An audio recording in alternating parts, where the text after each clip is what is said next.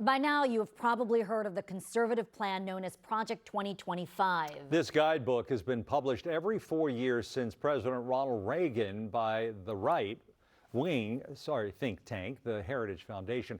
We're talking about it tonight because it's proposing sweeping changes to the federal government, a key issue in the upcoming presidential election. Civil rights groups from the NAACP to the ACLU have spoken out against the proposal, a move they warn will disproportionately affect African Americans. Our investigative reporter Tracee Wilkins explains why it could have an even greater impact on black people in our economy of the region. Tracee? Yeah, well, the nation's largest population of wealthy black people live in our region, especially in majority black Maryland counties like Prince George's and Charles. Many of our strong middle and upper middle class black families were built around the federal workforce. It's the region's largest employer. So we asked experts on both sides of Project 2025 how dismantling it would impact the black middle class that has heavily relied on it. 2 cups of sugar. When Michigan native Ashaki Robinson moved to Bowie, Maryland, she could hardly believe all of the concentrated black wealth around her. Not just middle class, but rich black people. Like many in her community, Robinson is a federal worker. She's a social science analyst for the Department of Housing and Urban Development and is speaking as a union representative. You could be making a lot of money with your doctorate. There are a lot of things that you could be doing. And you're working in the federal government. Why? Very few people are lucky enough to actually have a job that has meaning.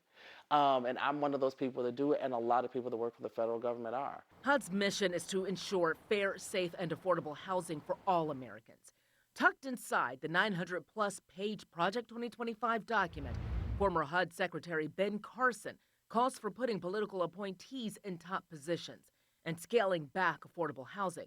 The document also wants former President Trump's Schedule F executive order that was reversed by President Biden to be reinstated. It would strip job protections from career officials and policy roles, make it easier to fire civil servants, and requires loyalty to the president. People shouldn't have to sell their souls to do a job. Prior to the adoption of these civil service rules, people were appointed, and when elections changed, they lost their jobs. Horace Cooper is chairman of Project 21, a program for black conservatives at the National Center for Public Policy Research. It supports Project 2025.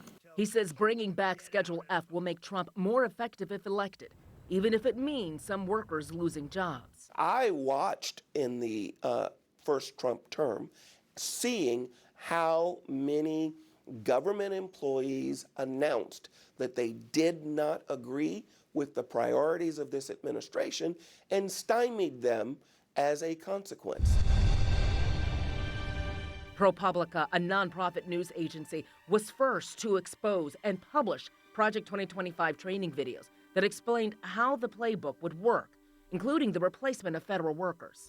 Imagine what would happen if almost all federal employees opposed a certain president. The Heritage Foundation declined the I-Team's request for an interview, even though many former Trump officials helped craft the plan, and it praises his past administration dozens of times. The former president has distanced himself. I have nothing to do with Project 2025. That's out there. I haven't read it. I don't want to read it purposely. I'm not going to read it. That hasn't washed away concerns for unionized federal workers like Alicia Saunders, a mom of 3 who works at the Department of Education. Project 2025 calls for the department to be dismantled. What's going to happen to my household? What's going to happen to my paycheck? What's going to happen to my career? Many in Saunders' family also work for the federal government, including her parents and siblings. Has this been stressful for you? Very, very. It's constant conversation. In 2021, the most recent stats from the Federal Office of Personnel Management, it shows that more than 18% of federal workers are black. That's higher than the country's entire black population, which is just over 12%.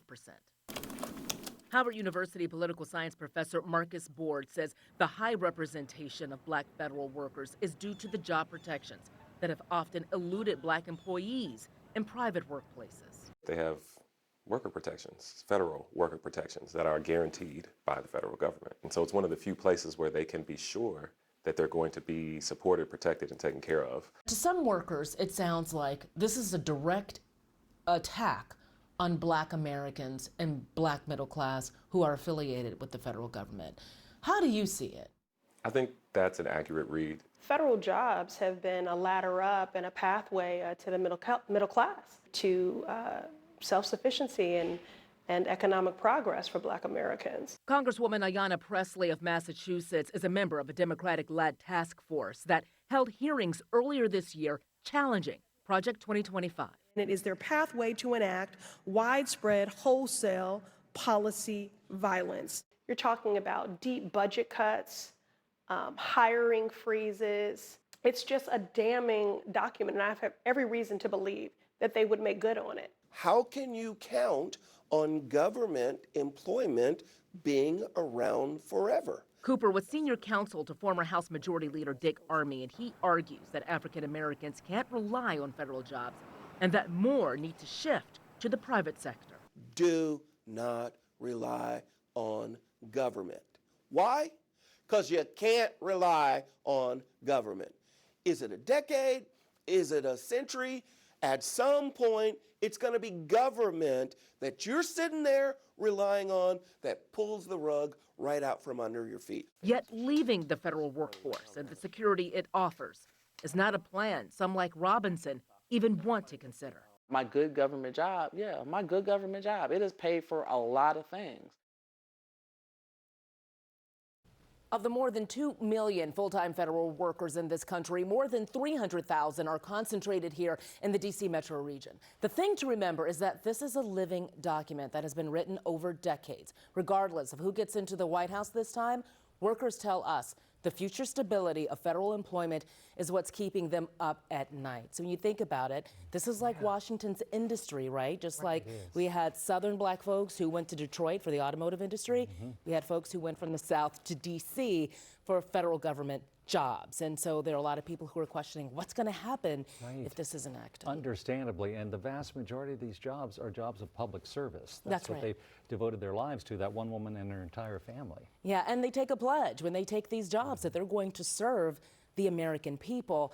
Some of what Project 2025 is saying is that you are serving the president. So that is, it's just a lot to unpack and for folks to start to really think about the stability of this workforce. It would have a huge impact on this region for sure. Yeah.